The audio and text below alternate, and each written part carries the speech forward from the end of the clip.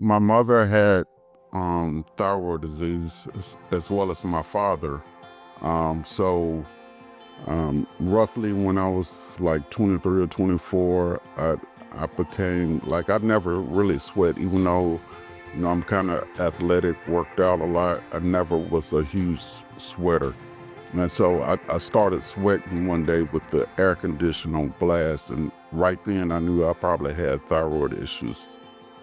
So I went to a endocrinologist, and it was they pretty much stated what I already knew, that I had thyroid issues. Like I said, I tried to wean myself off, and then I would get tested, my thyroid panels, every 2 to 3 months, and nothing seemed to keep my thyroid hormones in level.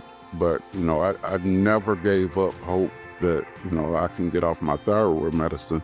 So one day when I was researching, I came across a YouTube clip, and it was a facility. It's called Alternative Care, which is in Newman, Georgia, about 30 minutes south of Atlanta.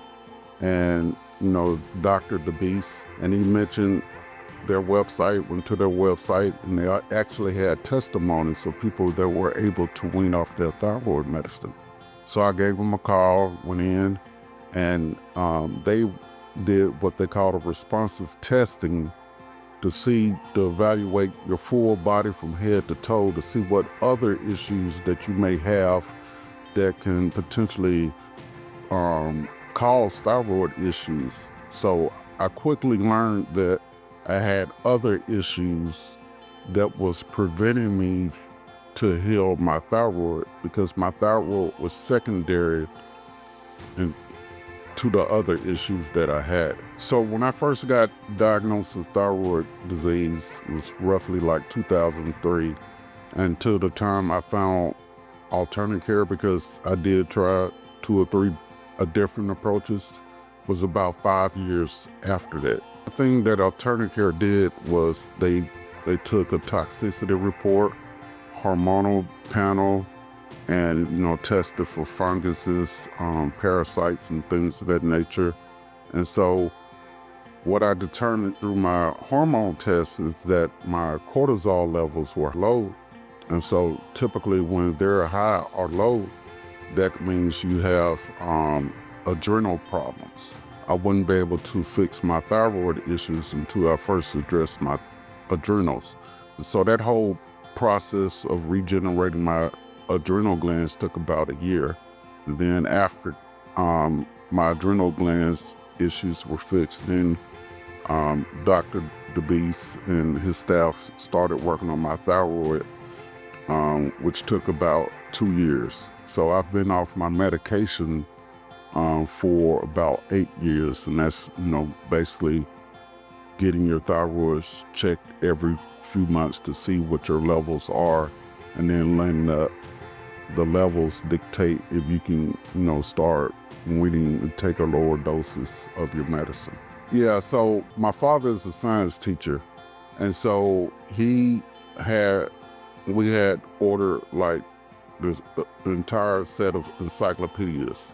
So every time I would ask him a question, he would point to the encyclopedia and say, "Go look it up yourself." And this is back in junior high and high school. So I've always been encouraged to do reading and research myself. So I found this book called the Therapeutics, and it talked about the origins of medicine.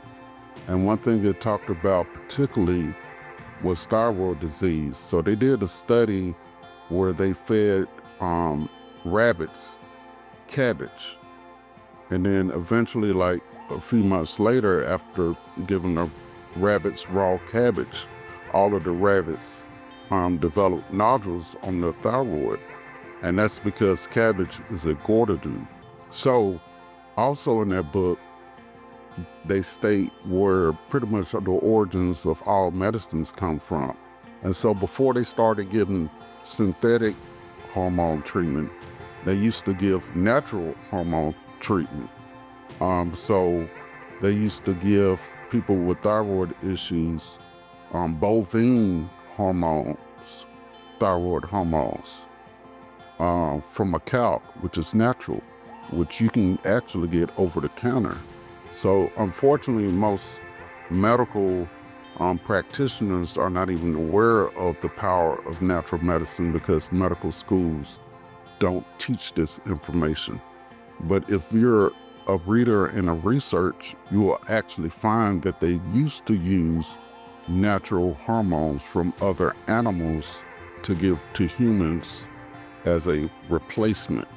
And the synthetic formula has more side effects than the natural. And so there's plenty of information out there, research, but it's just not taught, unfortunately.